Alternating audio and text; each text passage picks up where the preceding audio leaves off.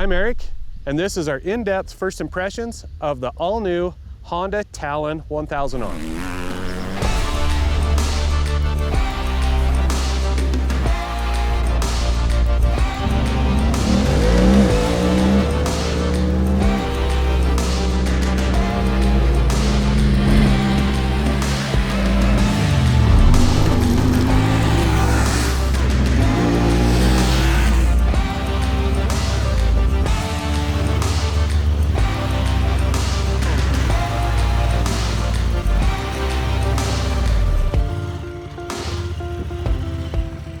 There has been a lot of anticipation and a lot of excitement surrounding Honda's first leap into the sport UTV segment.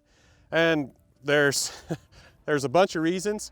You know, probably first and foremost is Honda's reputation of being a well-engineered, reliable, durable machine. So that has a lot of people that are very excited for this. Probably number two is the drive system on this. So it's Honda's DCT, dual clutch transmission. It's an automatic 6-speed transmission. We're all very curious how that's gonna work in a side-by-side. And then lastly is suspension. You know, Honda has kind of a little bit of a reputation of maybe being conservative on the suspension side as far as wheel travel and ground clearance and things like that. So these are the things we really want to look at today and check out. You know, we're going to do a couple things. So I want to, first of all, you know, we're going to do a quick walk around. We're going to throw down some specs. We'll go around and note some things. And then we're going to go out and we're going to spend some time, get up close and personal with this machine. And we'll circle back and let you know our thoughts as far as, you know, how it performed just on an initial look at it, and maybe some ideas of where we want to go with our long-term test and our build. So let's get to it. So the first thing I want to go over is really the specs. So keep in mind we're talking about the Honda Talon 1000R, which is 68.4 inches wide, as opposed to Honda's other model of Talon, which is the 1000X, which is 64 inches wide. So the only real difference between the two is suspension components. So you're gonna have different width, you're gonna have different wheelbase, maybe a little bit different height. But other than that, the machines are nearly identical. So it's powered by a 999cc parallel twin motor. It comes with a DCT 6-speed transmission. It's an automatic, and the cool part about this thing is that it has 6 full speeds in high range and 6 full speeds in low range. It also has electronic power steering. And really just on the way from the truck over to here, it felt really good, really light. So I'm very curious how that's gonna be once we get up to speed. Next, let's talk about the suspension. So the front of this thing, Honda's saying it's got 17.7 inches of travel in the front, just over 20 inches of travel in the rear. A dual A-arm front suspension, and in the rear we have our, Honda calls it the 4+ link trailing arm suspension. All this travel is damped by Fox Podium QS3 shocks, and all this gives this machine, Honda's claiming 13 inches of ground clearance. It sits on 28-inch tires all the way around, 15-inch rims. Something that really interests me is this thing only holds 7.27 gallons of fuel. And, you know, compared to the XP is holding 9 gallons of fuel, give or take. And I'm just kind of hoping that this gets better mileage than that does. And that's possible, and of course we're gonna find that out. Dimension-wise, you know, we've already talked about width. You know, it's a 68.4 inches wide. Length, this one is just under 124 inches long, front to back. For comparison, a Polaris is 119. So overall height, this one comes in at just under 6'4" For comparison, the XP, just under 6'2". So for those of us with toy haulers and enclosed trailers, that might be something we're thinking about. So I wanted to give you guys kind of more of a sense of some of these unique features that Honda has thrown at this platform. And first and foremost is this DCT transmission. You know, like I've said a couple times, 6-speed, 6 speeds high, 6 speeds low. And you're asking yourself right now, well, what is a DCT? Well, it's a dual clutch transmission. And basically what that does is you've got a clutch for 2 sets of gears, right? So first, third, and fifth is run off one clutch, and second, fourth, and sixth is run off the other. And what that does is it basically makes it so it shifts unbelievably fast. You know, that you've got one gear ready to go and the next one's spooled up and ready to go. There's no lag in between there. And it is pretty seamless. The high and the low range is cool. I'm glad that they've got that. Something that's very noticeable just right off the bat is, and probably a byproduct of this DCT transmission, is compression braking that you can actually feel. It has 3 shift modes. It has standard, sport, and then you have your manual, and that's run by, you've got paddle shifters on your steering wheel, and it makes it feel like a manual transmission. And we'll get more into that once we get out here riding it around a little bit. And then we have the two-wheel drive and the I 4-wheel drive. I, Honda is saying, stands for intelligent. And what that is it's the front differential. It's a limited slip system. Basically, you can go from full open, so it feels good driving. You got light steering feel, and then it can go to a full lock front end when you really need traction. And it's doing this by applying brakes to the wheel that's spinning. I'm very curious about this. I've got a lot of questions how this is going to actually perform. Another notable feature, and we've talked about it before, are these Fox QS3 podium shocks. You know, there's only 3 suspension adjustments, and I wonder if that's enough. You know, I'm a little leery of that. One thing that is good about these shocks is they do have a full crossover ring and full preload adjustability. And so, you know, if you spend any time in these sport machines, you know that you can really tune that suspension in just with those 2 settings. Every time I look at one of these machines, I always think about living with it, right? It's the day-to-day, it's the maintenance, it's things like that. So walking around this machine, you know, first thing is the air filter and the air box. And it's actually pretty easy to get to. Pulling the cover off, you look at that air box and the cover is huge. And so pulling that off, I was expecting the filter element to be, well, big. It's not. The actual pleated surface seems pretty small, and that concerns me a little bit. And then looking at the complexity of that air filter element, I'm thinking, man, I wonder how much this is to change. And really looking it up, it's retails about 45 bucks, and that puts it in line with everything else. They're saying you can get 600 miles out of it. You know, of course, dusty conditions or something like that, it's going to be less. And then onto the oil, you know, that's got the same service interval. They're saying 600 miles. Yeah, this thing holds 6.1 quarts of oil. Probably a little hard on the wallet. It's probably better for the transmission, better for the engine, but it seemed like a lot. So as far as protection, you know, that's something that definitely has to do with living with this thing every day. It's got a nice skid plate on it. It's all nice and curvy and sexy and tucked up, and it doesn't seem like it has any sharp edges that are going to get hung up. And it's got a nice little bumper on it. So as far as protection goes, it's a really nice start. So there you have it. That's the numbers. That's our initial walk around. Anybody can do that. But now we're going to get in this machine and we're going to go get personal with it. We're going to take it out. I'm going to show you kind of how things function a little bit, and then we'll circle back and talk about it again.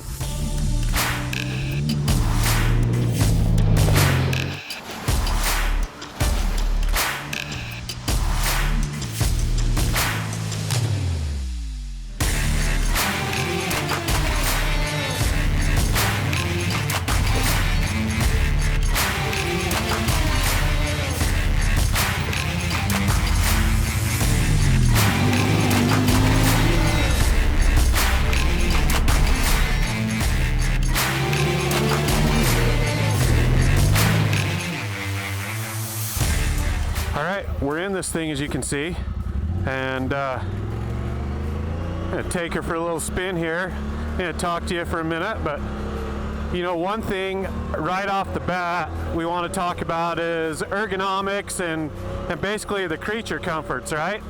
So getting in this thing, you know, the window nets, that adds a little bit, sweet rabbits run across.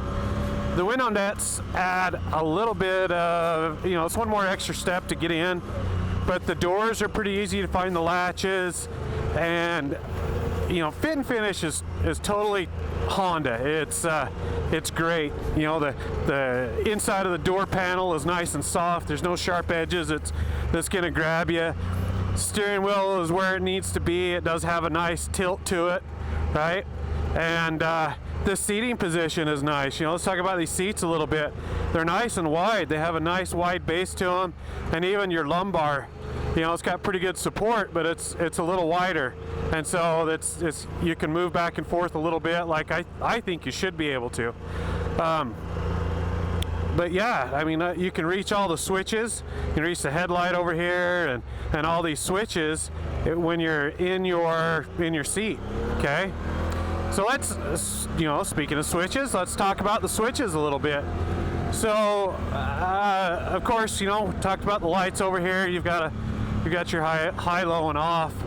There's sweet lights, LED lights, and then over here we've got our two-wheel drive and our four-wheel drive. They call it four-wheel drive for intelligent four-wheel drive, and you can actually do that one on the fly. So I can drop up to four-wheel drive. I feel it go in. It's actually, you can hear it a little bit. There's a little bit of a gear noise to it, which there probably should be. Got drive lines turning and everything now. And then over here we have our drive mode switch, and we kind of briefly talked about that earlier. But when you're just cruising around, kind of like what I'm doing right now, I'm in automatic, so I'm in AT, and I'm just in the standard AT setting. So I'm not going, it doesn't shift lazy by any means, but at the same time, it's not the sport mode. So this is probably what you're going to end up being in most of the time, is just this standard mode. And then if you want to switch it to a sport mode, just down here on the bottom, go ahead and grab your sport mode. And now it's going to hold the gears longer. It's going to shift a little faster. It's going to shift down faster so that your RPMs are way higher in the range. And so like right now, it's holding this gear a little higher. So if I was to shut off sport and do the same thing, it's going to shift right there. See how it shifted right there? So you go back to sport mode, and it's going to hold that gear longer, and then shift. Okay, so kind of easy to understand. And then the last mode is our manual transmission. So we go over here and we just hit the manual.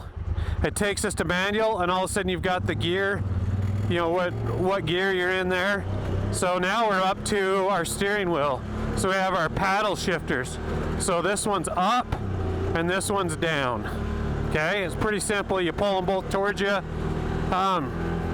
It doesn't always do what you want it to do. So right here, I'm going to go to second gear, then go to third, but it's not always so it won't go to fifth right there. It's saying, no, you're not going fast enough for fifth. So it's not you don't have full control. It's still going to help you a little bit, but it's within reason. It's a pretty sweet system. So you can hold your gears a little longer.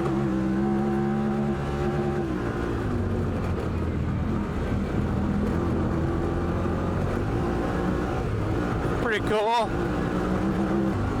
Now let's talk about this four-wheel drive system. So the intelligent four-wheel drive, right? The four-wheel drive. Okay, so basically what it is you've got an open differential until one of them start to slip. Okay, so we're gonna cruise up this little hill right here. It actually looks pretty gnarly, but so what happens is you get slip on one side, and it's actually going to go to the, okay, first of all, here we go. I'm in four-wheel drive. I'm going to go back to auto. I'm going going to take it out of sport and I'm going to go to low range. Okay, so that's what this hill is, right? Pretty much anything below 5 miles an hour you want it, or around 5 miles an hour you want it in low range. Okay, so we're climbing this, back to the differential, we're climbing this, and anytime one of the tires starts to slip, so maybe it's on loose or it's up in the air or whatever, it's going to apply brakes to that side and it's going to force this tire to go. And so it's actually working really seamless. Been kind of messing around with it a little bit and you don't even feel it at all. So right here I'm going to kind of on purpose get one of my tires in the air, and ideally I'm not going to feel anything, and I don't. So the low range, you know, crawling around, that's actually a really nice feel. I don't feel like I'm slipping the clutch any. I don't feel like I'm, you know, just cruising up this hill and low. It actually feels really good. So now let's go down that same hill, and I'm going to show you this engine braking. Ooh, that's something cool to show you right here where we're sitting here. So this gated shifter, I am loving this thing. So you've basically got reverse to high is in a sub gate. So it is super easy to go back and forth. There's other machines out there, you know, a Terex comes to mind a little bit, that when you've got to reverse and then back to drive, you've got to click it, click it, click it, click it, you know, to get all the way back and forth. And this thing really is, it's seamless. You know, you got reverse and then you've got drive. I mean, that's slick. You know, this little piece of road, right, this little piece of trail kind of brings to light something I'm thinking about, you know, is back to the doors a little bit and the fit and the finish. So I hate rattles when I'm riding around, and this thing is pretty rattle free right off the bat. But a cool feature is it has on the doors, it actually has the rubber stop is easily adjustable. So you can adjust that door so there's no rattle in the door. It's just a little rubber stop up here on the side, and you know, it's awesome. I like that. I like things like that. And overall, I can hear a little bit of rattle to it, but it's pretty quiet, and I like that. Okay, here's our engine braking. Okay, I am off the brakes completely. I'm in low range, and it's almost like this thing's probably would stop on its own. I mean, that's beautiful. So we'll just kind of crawl off this right here, and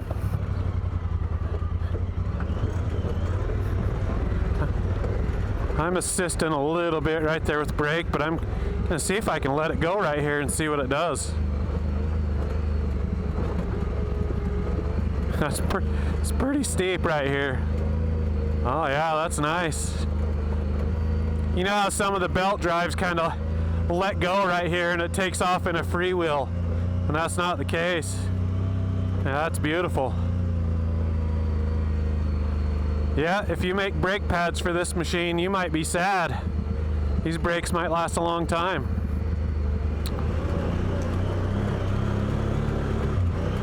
Alright, so Honda has something kind of cool. It's called their Hill Start Assist. And so basically what that's, you know, we're all pretty familiar with that in our cars probably at this point.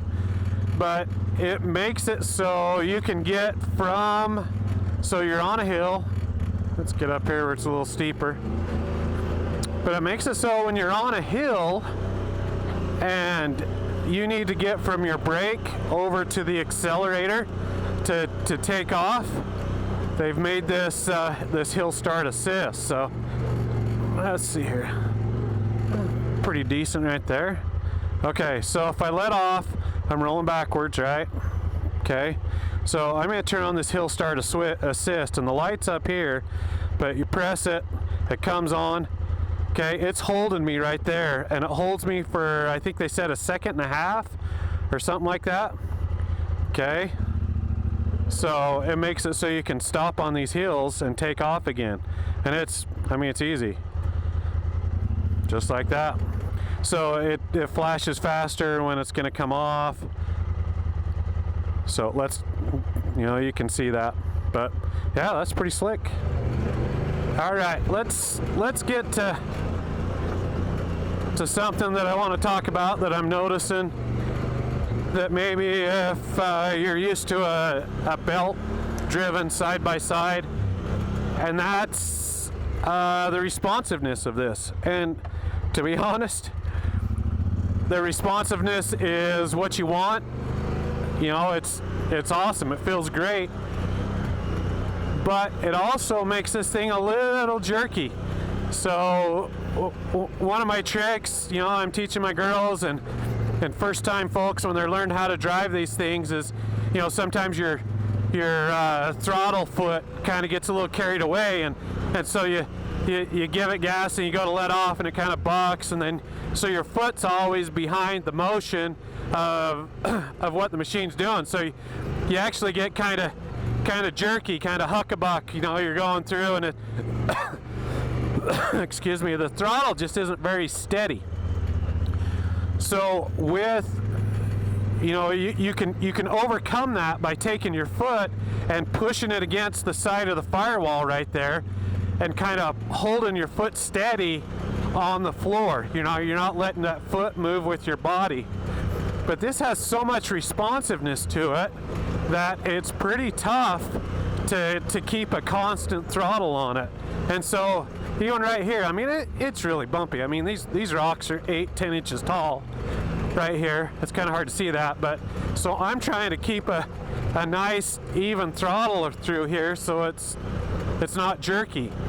But the combination of the transmission being in the most efficient gear instead of being in a lazy gear, and the awesome throttle control, it just makes it kind of huckabuck. And so what I'm doing is I'll go and grab a taller gear and hopefully run at a lower RPM, and that smooths it out a little bit. It's not perfect, and then it's still gonna, when I come into a corner again or slow down, it's still gonna drop back down into first gear again, and then I'll have to tell it, no, go up to second. Let me give you a suggestion. I want to go to second and be a little smoother. But that's a pretty minor thing, but it's definitely something that I'm getting used to as I'm playing around with it here.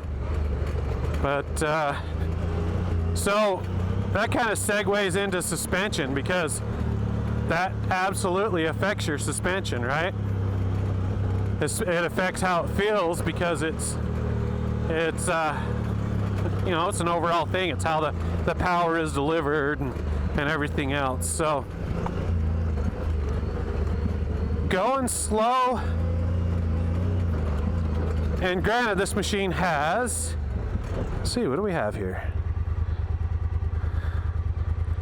10.9 miles on it, and I think we've just put 5 or 6 on it this morning.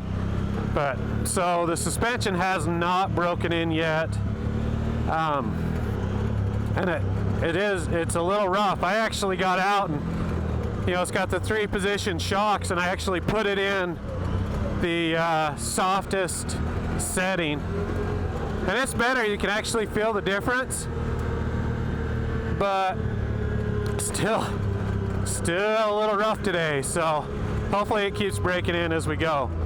But I haven't really had a super good chance to let this thing fly. Let's see what's over here. The cornering and the handling is very precise. I'm still getting my spatial awareness a little bit with how wide it is, and I can't exactly see the tire, so I'm still working on it. But as far as putting this thing where I want to put it, that's awesome.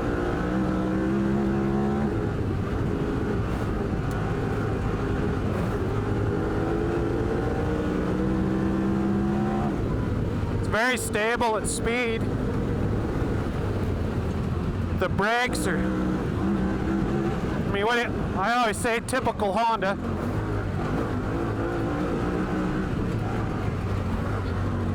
It's kind of cool listening to this engine figuring out where it wants to be. Pretty good splash protection, actually. So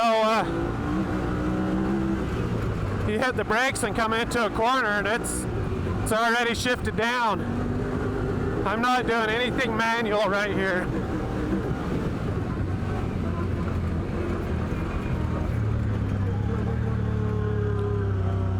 Yeah, pretty slick.